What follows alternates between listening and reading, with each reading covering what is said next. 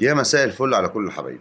بعد بسم الله النهارده ليلة ماتش القمة، الليلة اللي نص مصر مش هتنام فيها حرفيا. في ناس بتقعد تفكر بكرة. طبعا كل واحد حسب فرقته بقى، اللي بيشجع الاهلي، اللي بيشجع الزمالك، اللي بيشجع كل اللي جاي هيتفرج على الماتش من اللعبة الحلوة، هيتفرج على ماتش قمة الدوري المصري. فاعتقد يعني في ناس كتير مش هتنام، في ناس بقى بتفكر طب مين هيكسب، مين هيخسر، مين هيجيب جون، هنجيب جون في الاول، جون في التاني، لو كسبنا ثلاثة، لو كسبنا اربعة. سيناريوهات كتير وتخيلات كتير، وفي ناس بتبدأ ترتب من النهارده هنعمل ايه بكره. هنعدي على بعض، هنروح نجيب مش عارف ايه قبل ما نروح الماتش، هنروح نجيب اكل منين، هنتقابل فين، هنروح الاستاد ازاي. تقريبا دي ليلة عيد عند كل بتوع الكرة في مصر. فقبل ما نتكلم عن الموضوع اللي انا شايف ان هو مهم برضو لا يقل اهمية عن ماتش القمة، وهي يعني القضية بتاعة تسويق امام عاشور في السعودية، في الخليج عامة وتحديدا في السعودية. الموضوع ده هنتكلم فيه بتفاصيله، بس قبل ما نتكلم فيه بتفاصيله عايزين نتكلم عن كواليس معسكرات المعسكر في الاهلي وفي الزمالك. لو هنبدأ بالزمالك هنقول إن شاء الله في حالة تفاؤل وفي دعم معنوي كبير جدا جوه الفرقة. اللعيبة مركزة، عايزين يعملوا حاجة، عايزين يفرحوا الجمهور بكرة. الفوز على الأهلي هيوسع الفرق النقطة، يبقى 8 بونت برضو، دفعة معنوية وفعلية ومادية بكل الطرق قوية. آه، يمكن في بعض الغيابات، أو الغياب الوحيد المؤثر هو غياب محمد شحاتة طبعا. ومن اخر اخبار كده اللي جايه من المعسكر في الزمالك ان الونش طبعا رجع، ودونجا جاهز، والدنيا كلها شبه مستقره معاه زي ما قلنا. محمد شحاته هو اللي مش موجود، والتشكيل يمكن الاقرب مستر فيريرا بيفكر ان هو يلعب بعبد الله السعيد رقم 6 جنب دونجا لتأمين نص الملعب. يمكن هي دي النقطة اللي مستر فيريرا بيفكر فيها. والتشكيل اللي هيكون اقرب هيبقى محمد صبحي وعمر جابر، هيبقى فتوح، هيبقى محمد اسماعيل هيبقى موجود على حساب الونش، وحسام عبد المجيد، وهيبقى عبد الله السعيد ودونجا، وطبعا اخوان بزيرة، وادم كايد، وناصر ماهر في النص، وقدام عدي الدباغ. ادم كايد ولا شيكوبانزا؟ مستر فيريرا شايف ان شيكوبانزا مش ملتزم الفترة دي، فادم كايد افيد منه، وفي الغالب يبقى ادم كايد هو اللي هيلعب. موضوع خوان بزيرة، لا يخفى على أحد إن خوان بزيرة هو أحد أهم أسلحة الزمالك في ماتش بكرة، والأهلي عارف كده.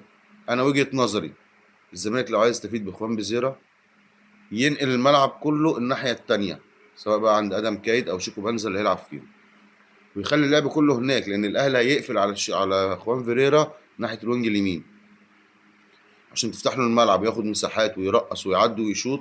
تنقل الملعب الناحية التانية، واللعب يبقى كله من الناحية الوينج الشمال، بحيث ان يبقى هنا الوينج اليمين فاضي. تقدر تنقل بقى الكرة في المساحات ورا المدافعين، او تستفيد بالمساحات دي في نقل الملعب من الشمال لليمين. غير كده لو سبت الكرة عند خوان بزيرة في ظل الرقابة المتوقعة من لعيبة الاهلي عليه، اعتقد هتفقده، وهتفقد احد الاسلحة المهمة في الماتش بكرة. بالنسبة لمعسكر الاهلي، معسكر الاهلي في برضو الاخبار اللي جايه من هناك ان في ثلاث، ان كابتن عماد النحاس هيلعب بثلاث لعيبه في خط الوسط لتامين خط الوسط، وعشان يعطل عبد الله السعيد ويعطل خوان بزيرا. هيبقى اليو ديانج ومروان عطيه ومحمد بن رمضان. دي هتبقى كلمه السر. زيزو هيكون موجود في القايمه وهيشارك. اشرف بن شرقي هيشارك. تقريبا مفيش غير امام عاشور. كان في جلسات طبعا بين كبار لعيبه الاهلي تريزيجيه ومحمد الشناوي مع مع اللعيبه بتاعتهم للتحفيز، خاصه ان فوز الاهلي على الزمالك هيقلل الفرق 3 بونت، هيرجع الاهلي معنويا تاني للدوري وللمنافسه. فده بالنسبه لاخر كواليس ماتش الاهلي والزمالك. وبرضه هنعمل فيديوهات تاني لو في اخبار جديده، او لو في حاجه ظهرت مهمه هنعمل فيديوهات تاني ونتكلم مع بعض فيها تاني. الموضوع اللي حابب اتكلم فيه برضه موضوع امام عاشور. امام عاشور خلاص، هي اداره الاهلي مش حابه تتعامل مع ادم وطني، وادم وطني بيقول لامام وبيقول اداره الاهلي ان في عروض وفي انديه في السعوديه عايزه اللاعب وان هو ممكن يحترف. فالفكر اللي موجود دلوقتي جوه اداره الاهلي ان امام عاشور مش هيبقى فيه تعديل للعقد، ويفضل عقده زي ما هو السنتين دول، وخلال السنتين دول يتم اعارته في الخليج في السعوديه، وتحديدا من يناير الجاي هيبدا تسويقه.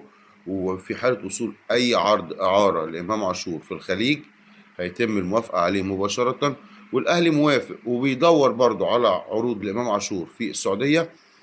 تحديدا هو الدوري السعودي المهتم، يعني في انديه في الدوري السعودي مهتمه بامام عاشور، واعتقد الوضع بالنسبه له هيبقى مش مطول في الاهلي كتير. يعني امام عاشور في السعوديه لو مش في يناير هيبقى في نهايه الموسم، عن طريق ادم وطني بيدوروا في السعوديه وبيدوروا في امريكا. بس في امريكا عايزين بيع وشراء، الاهلي مش هيطلعوا بيع وشراء، الاهلي هيطلعوا اعاره للاستفاده الماديه، لان عروض الاعاره لما تيجي لامام عاشور من الخليج هتيجي بارقام قد اللي اتدفع فيها. يعني هو اتدفع فيه حوالي 3.5 او 4.5 مليون دولار لميتلاند الدنماركي، واتباعت واتدفع فيه غير طبعا فلوسه هو والاعلانات والكلام ده كله. فالاهلي عشان يعوض ده محتاج عروض خارجيه، واعتقد الاعاره هي اللي هتبقى الامثل. فامام عاشور الخطوه اللي جايه ليه يا اما في يناير يا اما في نهايه الموسم او بدايه الموسم الجديد هي الدوري السعودي على سبيل الاعاره.